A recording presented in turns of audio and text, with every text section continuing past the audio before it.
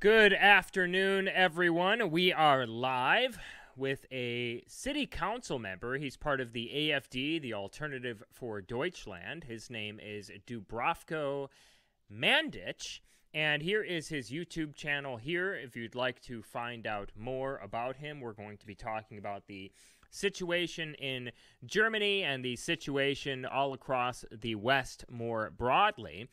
Dubravko, welcome to the show. Thanks for taking the time. I appreciate it. Hi, Vince. Could you want to introduce yourself? Maybe I didn't do that good of an introduction. Do you want to introduce yourself to the audience? Maybe give us some information that I didn't give? Yeah. Hello, I'm Dubravko Mandic. I'm a member of the City Council of Freiburg. Freiburg is a city of 200,000 people here in the south of Germany. Freiburg is notorious for several criminal acts of migrants. We have a big Antifa scene here in Freiburg. I'm attorney, I'm criminal lawyer, and I'm member of the party since the beginning. I was one of the founding members in 2013 here in the south of Germany, in Baden-Württemberg. Awesome. Good to know. Yeah, the only thing, I know that I remember I became aware of like the AFD, the Alternative for Deutschland, when I saw this video come out from you guys. I think this the AFD? No, maybe this was the AFS. I'm sorry. This was the AFS in Sweden, actually. And it was a video of these politicians for the AFS, and they were outside of an airport. And they put up a fake airport sign where your flights are boarding, and they were basically saying, "All migrants, your time is to board now. You must be, it's time for you to go home." And I thought that was pretty funny. I don't know if you guys have ever done anything like that, but I haven't really looked into you as a politician for the AFD myself. I don't know much about the AFD or actually German politics in general. But I do know that there's a big problem in Germany and Sweden, basically all across the West, and definitely know that there's a big problem here, demographically, especially in the United States of America. First question I'd like to ask, how's the free speech there in Germany? I know that people get locked up, people get sent to prison for saying certain things. You have to be extremely strategic and careful with your words that you use today. What is the situation like there with people saying things online? Yeah, the AFD is one of the major right-wing parties of the new parties in Europe. We were founded 2013, and the main purpose was critics of EU. We are against the EU. And mass migration. When it started 2015, we were elected in every parliament in Germany, something no new party ever managed since World War II. And our main theme is also free speech, because in Germany, more and more is criminalized. Yeah, at the beginning, it was only the Holocaust theme. You are not allowed to say something about this. But since, I don't know, 5 years, it's going worse. It's all kinds of things relating to migration politics. So right. You are not allowed to be aware of your people, like autochthone Germans who say they want to stay Germans. And they are not allowed to say this. So have a powerful intelligence service. It's called the Verfassungsschutz, and they make reports. Yeah, and they are targeting all activists from the right side, like the identitarian movement. Heard of that? Martin Sellner. Yes. And his guys. Yes. This is like a out of parliament force. They are doing much, and but also the AFD. Yeah, and our party is targeted as like a Staatsfeind. Yeah, it's like an enemy of the state. Like we also have hate speech laws in place. Our Minister of Internal Affairs introduced a new law to basically forced social media like Facebook, Instagram, and so on to give personal data of the users to the state if they say something about the Holocaust, for example. Facebook is much more strict, I think, in Germany than in the US, because we have special laws. Like they punish Facebook, they threat Facebook with millions of fees if they do not delete critical comments. So that's why many activists are taken away from Facebook. Yeah. Maybe one other thing, the Verfassungsschutz he mentioned is the intelligence service. If you would translate it, it would be protectors of the Constitution. Yeah. Okay, give me a second here. The stream just went down for some reason. Okay. So hold on. Let me figure this. I'm recording, so it's fine. But the stream just went down. So just give me a second here. Yeah. Hold on. Let's see if it comes back to us here. It doesn't look like it's dropping frames. I don't know why it's doing this.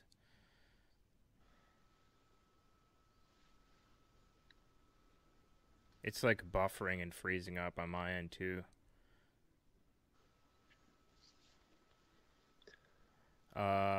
It looks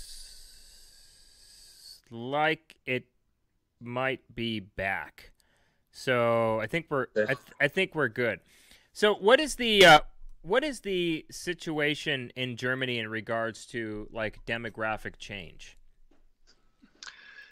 Yeah, in Germany we have like 20% of people who have foreign roots. Yeah. We have in Germany the first waves of migration was after World War II. The workers from Italy, Greece, and something like this. This was, it was not that bad for Germany, but it was the starting point. Yeah, and the big crisis came 2015 when Angela Merkel just opened the borders when the first refugees from Hungary came, and just let it open. This is the situation.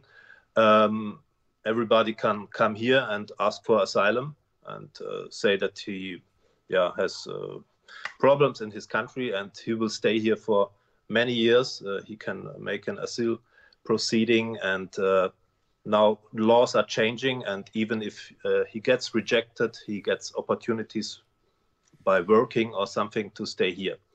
It is almost 90% young men who are coming. They're coming from Africa, from Afghanistan, Pakistan, Arab countries. We have many black people now, and we are waiting here to see things like you are experiencing, like the Black Lives Matters movement. We ask ourselves when it will be here. I think in a few years. It's starting here also. And we also had a couple of problems with riots from migrants. They were just tearing cities apart. Yeah, it swept over. When it started with your movement here, it swept over 2 or 3 weeks ago in big cities like Stuttgart, and the police lost control for a few hours. Yeah, I think it was like spreading for. There was a couple of countries, northern Western European countries, that experienced some BLM rallies, BLM protests, Black Lives Matter protests. Canada, of course. I think there was a couple in Australia actually as well. And I look at the state of Germany, and from over here in the United States of America, it looks bad. Like the videos that I see, they look terrible. We're seeing an increase in crime, of course. We're seeing an increase in rapes and things like this. And it looks like people have walked through German cities and have filmed it with a GoPro just to show the demographic change. Is it as bad as it looks from over here? Are cities complete? Like have cities completely been transformed, like we see in London, for instance? It is bad. It is bad, and every German knows that it's getting worse. But what we see is that people also get adapted. They see every day things in the newspapers, some things are not mentioned, but most things are common to the people. But the government tries to do cosmetics, like when we see there is there are more crimes, they will explain why young people do crimes, like it's a problem of young or people, or problem of drinking alcohol or something. They don't want to connect it to the migrant theme. So they are all doing cosmetics. They will explain to you how integration will manage all of the things. And every time I speak about this, I show to the US and I say they have the blacks. They are integrated. They can speak English. It's not about language. They are integrated. And here they are telling us, like, just that they know German. We give them a few courses, then it will be good. They have to have work, and people will get okay at the end. But right. And coming back to your question, if you go to most major German cities and even some middle towns, like not extremely big cities, more like towns, then many of them will have parts which are completely transformed and look like some part of maybe Turkey or Arab countries, or you see just only foreigners in the streets in general. We have the eastern part of Germany. You know, Germany was reunited in 1990, and these regions in the east, they are almost only Germans till 2015. There were no migrants, and there it's. For them, it's worse because Western Germans are like adapted to migration. They know Turks and Muslims also. But for the Eastern German, it's a real new experience. They don't take it too well. Yeah. The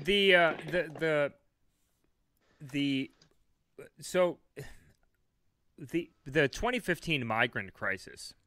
I remember that something happened in Cologne. Do you guys know what I'm talking about? 2016.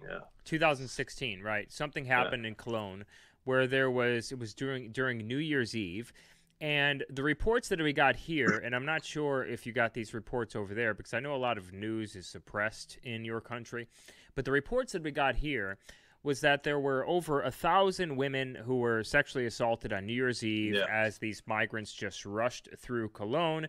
There were videos that were getting spread around here of women getting pulled under bridges and them doing it to her and to these women. Is that true? What was give us the story behind that, like the true story behind that, and then sort of give us some of the more recent stories you were telling me before we went live as well. Yeah. It is whatever true. You can talk about. Just I know that certain things you can't talk about, so. They tried to hide it. It took, I think, 5 days till the big newspapers reported about Cologne.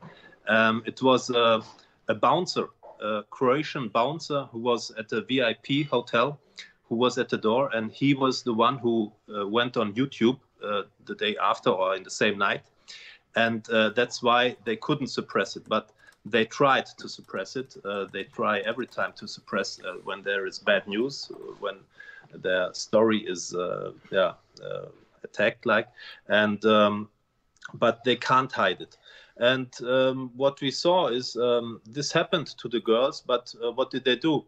They took the girls to the breakfast Fernsehen, like morning TV shows with young girls, and they explained what happened, but the same girls were up to like, yes, it was a bad thing, but we want to say that we have nothing against migrants in general, and we are against racism and something like that. So it's deep in the minds of every German, even of victims, that he's conscious what he doesn't have to believe in, and so they are very politically correct. And every time something happens, and it happens every day, it happens in small villages, it happens in big towns. When something bad happens, when somebody is killed, then all politicians who are not AfD, they will say, listen up, the racist mustn't now take profit from this situation. They will make a rally against racism, when somebody is victim of migrants, the first thing they want to manage is that we don't take profit from this. This is what happens.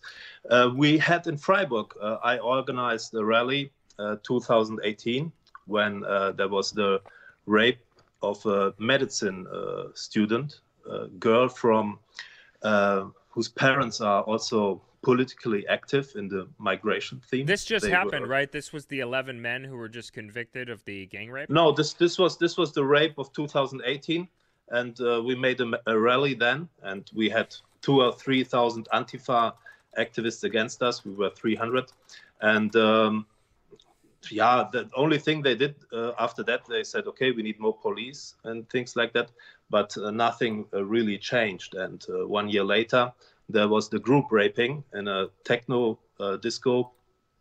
There was a young girl, 19 years old. She got an ecstasy pile, and then was raped in front of the disco in the bushes. In the bushes, there was like near the street. It was at the street, and 14 young migrants, all from Syria and other Arab countries. They raped her, and they were sentenced yesterday. It was a big proceeding, 50 days of court, and the main he got 5 years or something, and the rest like 3 years or something. Yeah. So it says the demonstration, which was organized by the right-wing Alternative for Germany, Alternative for Deutschland, AfD, also drew about 1,500 counter-protesters. So you guys had about 500 people there organized. Yeah, it was the biggest. It was the biggest right rally in Freiburg. It is for us. It was a success. It was a success because you can. Vergleich mit like Portland, you have also these cities who have strong Antifa, and Freiburg is a stronghold from the leftists, and so it was really a big success. They all think that we are afraid, we won't go on the street, but we went on the street, and there were young people, there were old people. We were like 500. It was a big success. Yeah. Yeah, and then there was a recent one, too. So there was a recent story. I was just looking over this. There was 10 of 11 men accused in the gang rape of a woman in your city, Freiburg. Yeah. Again, another one. Yeah. So another gang rape that just happened. No, it's it was sorry, this was the same one, and then these people just got... Rally, okay. The big rally was 2018 because of one rape and murder of an Afghan refugee. I see. He came from Afghanistan. He was sentenced in Greece for a similar criminal act, and they let him go, and he came here.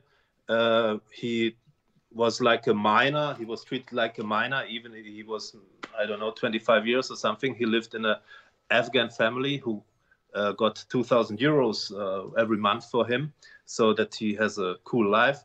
And he just took her from the bicycle, and it was a bad rape with very brutal. And he dumped her in the river, and she basically drowned because she was unconscious, and she was lying face down in the river, and then she drowned. And her parents are politicians from the EU. They are high officials of EU, and they support migration.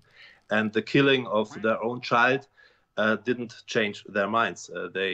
Wie heißt es, Todesanzeige? There was a death announcement in the newspapers. Yeah, and they wrote there that they still support, and they want people to give money to their foundations for migrants.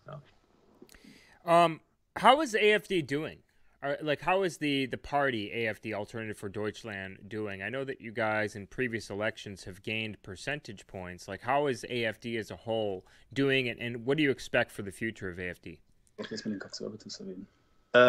We have a problem with conservatives in our party. So we are like a new right party, but we have also many politicians who are not who are afraid to be called right-wing or Nazi or racist.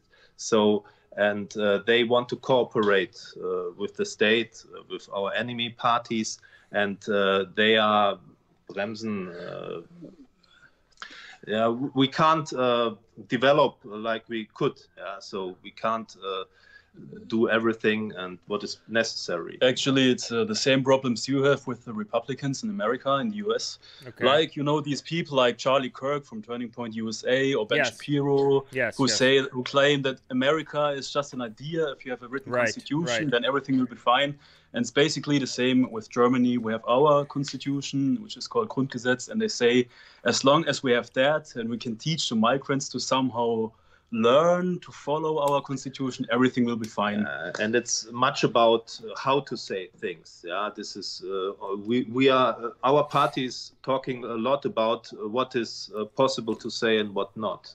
How to attack these themes, and they are very afraid that our party could be forbidden. Because we have the problem with the intelligence service. The intelligence service is targeting our party. They are allowed to listen to what we've phone with each other. They can send agents to our homes, everything. So it's and they are also sending spies into the party. So sometimes they will give money to party members and they will spy on their colleagues and comrades, and then they will give sensible information to the state. Yeah, Germany has a special constitution for Western democracies. It is very special. It is very special because of the Nazi history, and that's the justification for the dictator-like treatment of opposition. We are in fact the only opposition party. The others are all together on the main themes of politics like migration and environment, European unification and things like that. This is all the same, and it's all going in a more socialist kind of way. Yeah, and so what about like the people of Germany, the people that you talk to every day? So typically, like one of the biggest problems we have here is, I mean, it's not I would say that probably a big portion of our population don't really tell you exactly how they're feeling. They might, like, on the surface, support, like, Black Lives Matter and support, like, diversity and things like this. But, you know, we see things with our own eyes. The media here does tend to suppress things, but for the most part, the alternative media tends to make things go viral that need to be shared for the time being, as long as we're allowed on social media. And so a lot of people see what's going on. A lot of people see what's happening. A lot of people see who's committing the crime here in this country. A lot of people see the fact that there are no viral videos of white teens running around beating up individual black teens or individual people in general.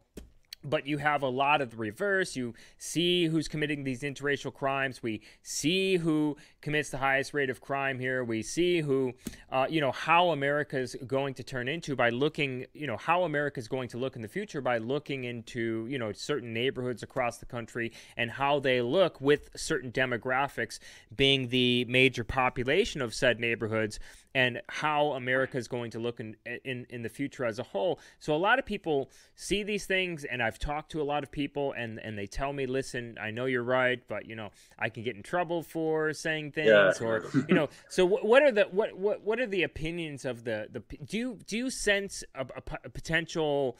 As more people come into your country, and as more of these gang rapes occur, and as more of grenade attacks, which are going on in Sweden, I don't know if you have these in Germany, bombings, and you have more big, huge cement blocks around your Christmas markets that you didn't need before, and these things are only necessary in a multicultural countries, and the fact that no multiracial country in the history of history has ever survived. What do you sense a change, and how do the people feel as you talk to them personally? We are in Germany, and the German people is very special when it's about authorities. The German people are not like the French and not like the US. We see your rallies, and we see many tough guys who are going forward, and they want to secure that they have free speech and things like that. The Germans are more adapted to authorities, and it's very difficult for us to mobilize, to get people to the rally. It's not about information. The people, even if the media is in the hand of the government, we have alternative media, but it's not about that. The people know what is happening, but still they are afraid, and it is very difficult. What we see now is the COVID-19, the Corona issue. This could mobilize more masses, because now it's not about real politics. It's not about migration. It is really in every home, and this is what could maybe solve the problem. But now it's not. We are staying at, I don't know, 14%, 12%. This is like since 4 years our potential. And of course, we also have a lot of infighting going on in our party because, like we said, there is this big conservative faction who always want to please the mass media, who want to please the other parties, who want to dance around the pressing issues like demographic change. And all this infighting, of course, is not making a good impression on the voters.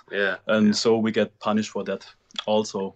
I think it's really hard for you guys because Germany, they don't really keep the crime statistics broken down by demographics. It's very hard to find crime statistics broken down by demographics from the German government, isn't it?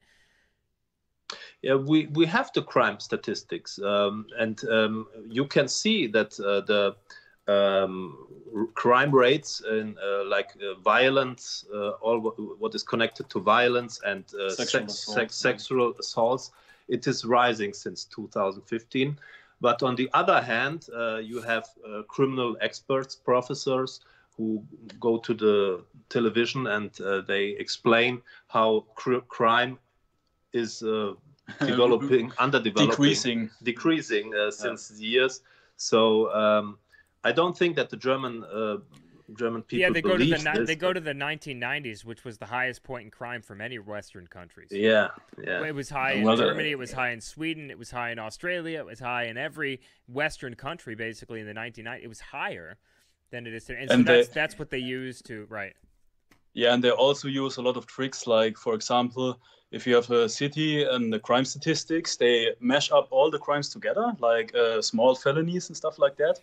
And maybe the overall amount of crimes is decreasing, but the bad crimes like sexual assault, murder, grievous body harm is increasing. What you also have is they are, since years, the leftists are fighting against the police state and things like that, and we have not enough police. So when you cut off funds for police, when you don't have enough policemen to look after the crimes, then also you have a decrease.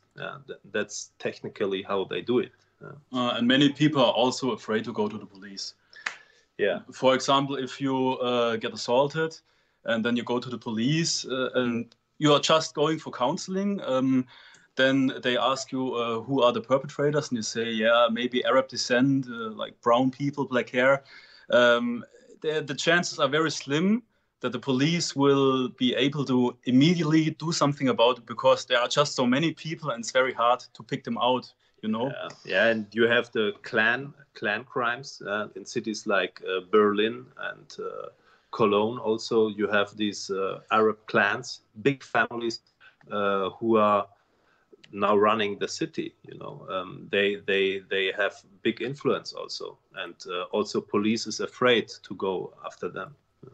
You know, in the UK, we're seeing sort of a similar thing. I don't know if you... The grooming. The grooming gangs in the grooming UK. Gangs. And so there was a story that came out from a while ago, and basically what they told the police officers and the investigators, they were told not to investigate the grooming gangs because it would increase ethnic conflict. It would increase racial conflict in the UK, and basically people would become more aware of who is committing these crimes and who is, you know, making up the entire portion of the entirety of the grooming gangs in the UK. And so some investigators came out, and I think I have the article up here if I can just pull it up quickly.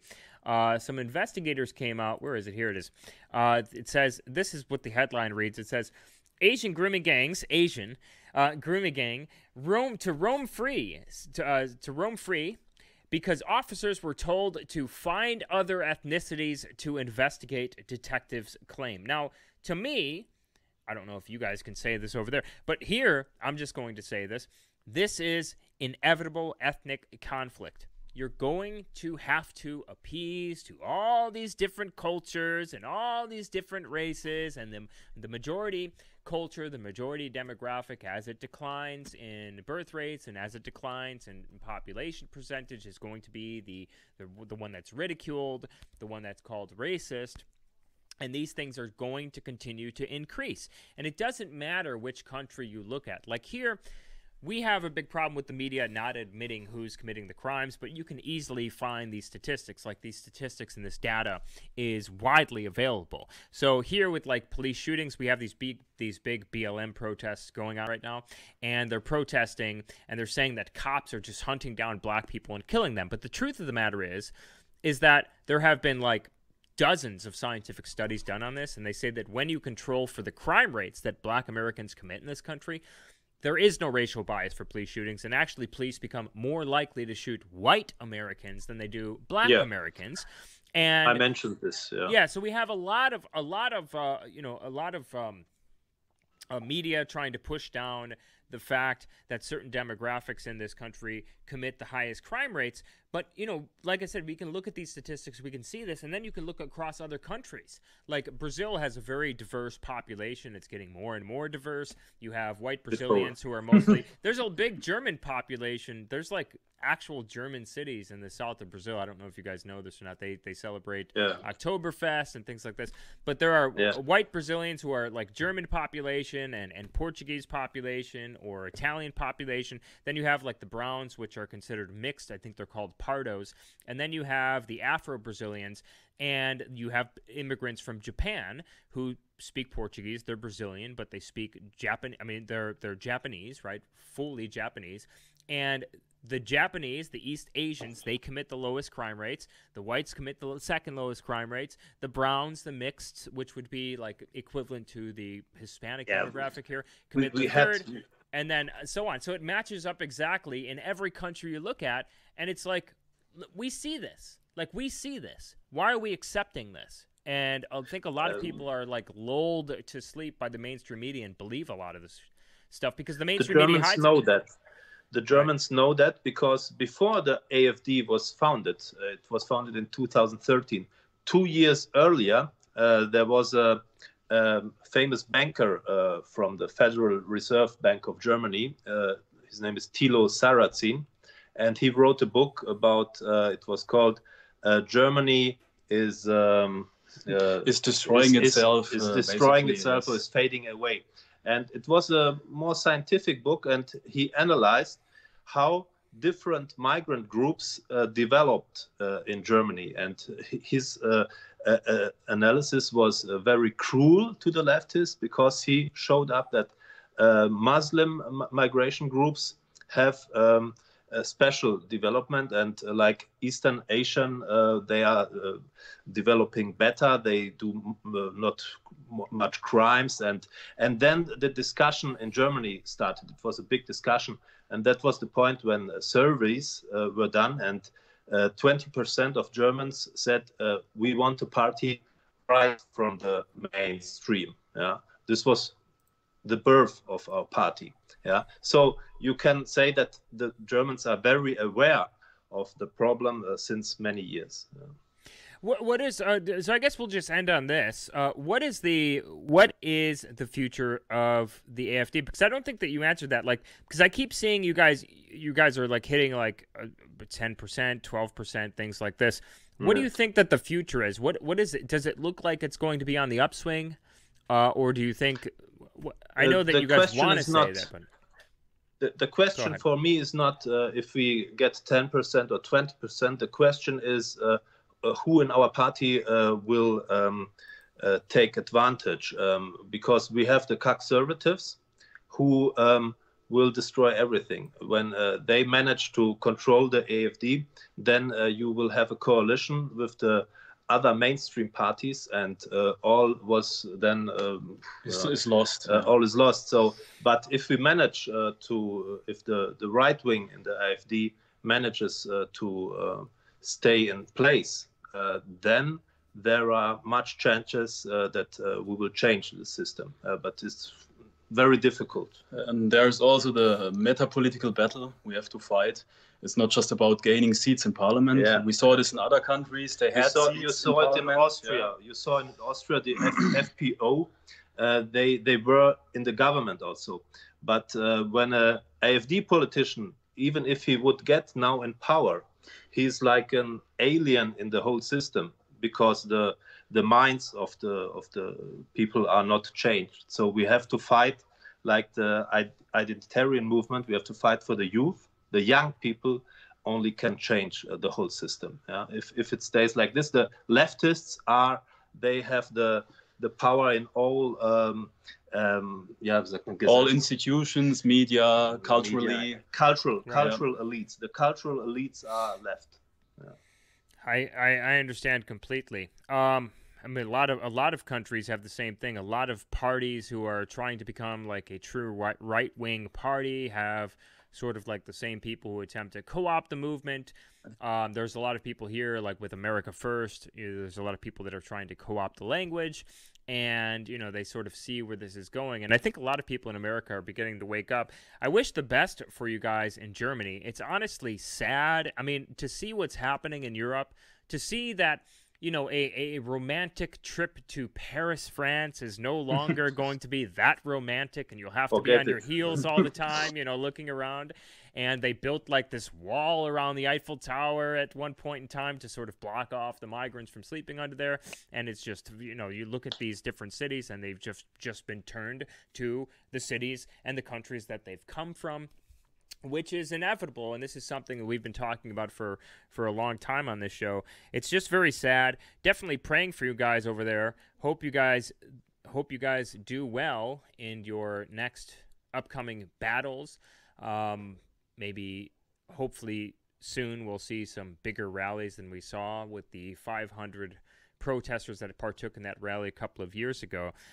Is there anything else? Is there any where you want to give the audience to find you aside from YouTube? Any other information that you want to give out to the audience aside from your YouTube channel? Yeah, just follow me on YouTube, on Twitter or Instagram.